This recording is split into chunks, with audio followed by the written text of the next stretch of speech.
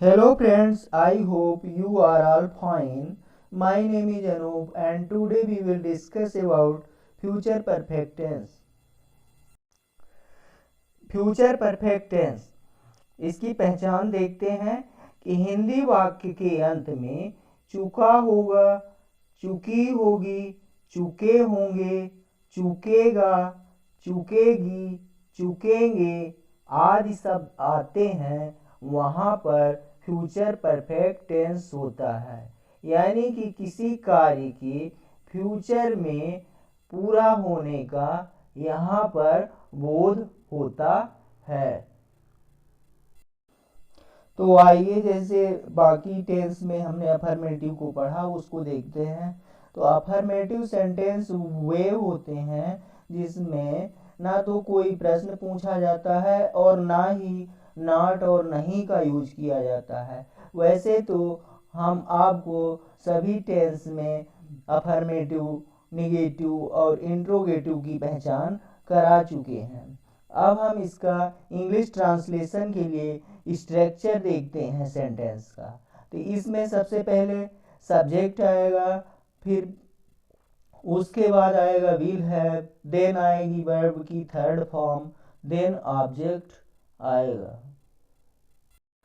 Next step के पहले friends ये बता दूं कि हमें हर जगह विल हैव का यूज यहाँ पर करना है। करंट में इस स्पोकन इंग्लिश में, एडवांस इंग्लिश में विल का यूज गलत नहीं माना जाता है। अब एग्जाम्पल के माध्यम से हम प्रैक्टिस करते हैं। अमन अपना काम कर चुका होगा।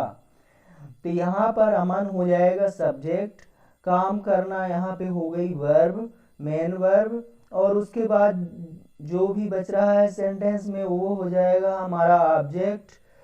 यहाँ पर काम करना यानी डू, डू का थर्ड फॉर्म हो जाएगा डन। तो इसका ट्रांसलेशन होगा Aman will have done his work. Next देखते हैं, उसकी माँ खाना बना चुकी होगी। यहाँ पर सब्जेक्ट है उसकी माँ, खाना बनाना हो गया यहाँ पे मेन वर्ब। देन इसके बाद ये सेंटेंस में कुछ बच रहा है तो वो हो जाएगा हमारा ऑब्जेक्ट। तो इसका ट्रांसलेशन देखते हैं, his mother will have cooked. Cook का थर्ड फॉर्म होगा कुक्ड। तो इसका ट्रांसलेशन हो जाएगा his mother will have cooked. एक और एग्जाम्पल आपके सामने है, हम 9 बजे तक दिल्ली पहुंच चुकेंगे। यहाँ पे हम हो जाएगा सब्जेक्ट, पहुंचना यानी मेन वर्ब, रीच मीन्स होता है पहुंचना, यहाँ पे थर्ड फॉर्म आएंगे रीच्ड। इसके बाद सेंटेंस में जो भी बच रहा है देन है हमारा ऑब्जेक्ट। इसका ट्रांसलेशन होगा we will have reach Delhi by 9 hours. इस तरह के सेंटेंस में तक के लिए यानी 9 बजे तक के लिए बाय का यूज किया जाता है। अब हम निगेटिव सेंटेंस यानी नकारात्मक वाक्य देखते हैं। यानी कि निगेटिव सेंटेंस वे होते हैं जिनमें नॉट और नहीं का यूज किया जाता है। अब फ्रेंड्स इसका हम स्ट्रक्चर देखते हैं। सबसे पहले इसमें सब्जेक्ट आएगा, देन इसके बाद आएगा विल, देन आएगा नॉट हैव, देन आएगी वर्ब की थर्ड फॉर्म, देन ऑब्जेक्ट आएगा। यानी कि सब्जेक्ट के बाद हमें विल लगाना है और इसके बाद नॉट, इसके बाद हैव। विल और हैव के बीच में यहाँ पर नॉट का यूज करना है।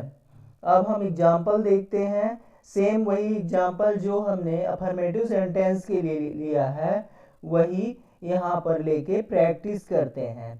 तो अमन अपना काम नहीं कर चुका होगा।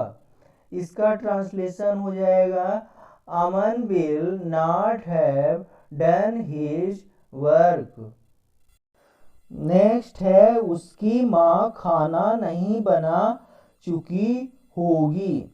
इसका ट्रांसलेशन होगा his mother will not have cooked. Next एक सेंटेंस और देखते हैं, क्योंकि आपको पता है कि हम जितना ज़्यादा प्रैक्टिस करेंगे उतना ही ज़्यादा ये टेंस हमें इजी हो जाएगा। नेक्स्ट है एग्जाम्पल, हम 9 बजे तक दिल्ली नहीं पहुंच चुके होंगे। इसका ट्रांसलेशन हो जाएगा, we will not have reached Delhi by 9 hours. अब आते हैं इंट्रोगेटिव सेंटेंस पर। इंट्रोगेटिव यानी प्रश्नवाचक वाक्य, जिसमें कोई प्रश्न पूछा जाता है, जिस सेंटेंस में व्हाट, व्हाई, विच आदि का यूज किया जाता है, वे सेंटेंस इंट्रोगेटिव सेंटेंस कहलाते हैं। इंट्रोगेटिव सेंटेंस के केस में उसका स्ट्रक्चर देखते हैं ट्रांसलेशन करने के लिए। तो इसमें WH फैमिली ये ऑप्शनल रहता है फ्रेंड्स, कि जिसमें यूज होगा तो करेंगे, नहीं करेंगे। WH family plus bill plus subject plus है प्लस वर्ब की थर्ड फॉर्म और प्लस ऑब्जेक्ट आएगा।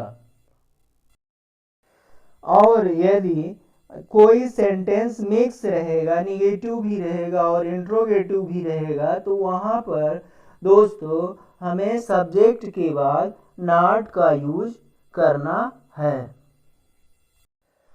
तो एग्जाम्पल है, क्या अमन अपना काम कर चुका होगा? Will Aman have done his work? क्या सीता लिख चुकी होगी? तो क्या सीता लिख चुकी होगी सेंटेंस है। तो यहाँ पर हम जैसा हर टेंस के इंट्रोगेटिव बनाते समय बताते आए हैं कि कहाँ पर हमें WH फैमिली का यूज करना है और कहाँ पर नहीं करना है। तो यहाँ सेंटेंस है, क्या सीता लिख चुकी होगी?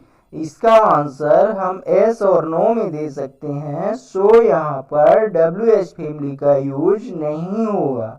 तो इसका ट्रांसलेशन हो जाएगा, will Sita have written? Write का थर्ड फॉर्म होता है रिटेन।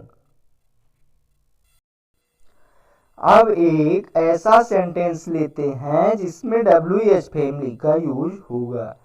सीता क्या लिख चुकी होगी? इसका आंसर हम एस और नो में नहीं दे सकते, क्योंकि यहाँ पर हमें बताना पड़ेगा कि सीता क्या लिख चुकी होगी, ऐसे लिख रही होगी या कि पोयम लिख चुकी होगी, डिटेल बताना होगा। सो यहाँ पर WH फैमिली का यूज करके इंट्रोगेटिव सेंटेंस बनाया जाएगा। तो इसका ट्रांसलेशन हो जाएगा, what will Sita have written? एक और एग्जाम्पल देखते हैं, क्या सीमा नहीं आ चुकी होगी? इसका ट्रांसलेशन हो जाएगा, will Seema not have come? आज का हमारा टॉपिक यहीं तक, मिलते हैं नेक्स्ट टॉपिक पे फ्रेंड्स। Thanks for watching.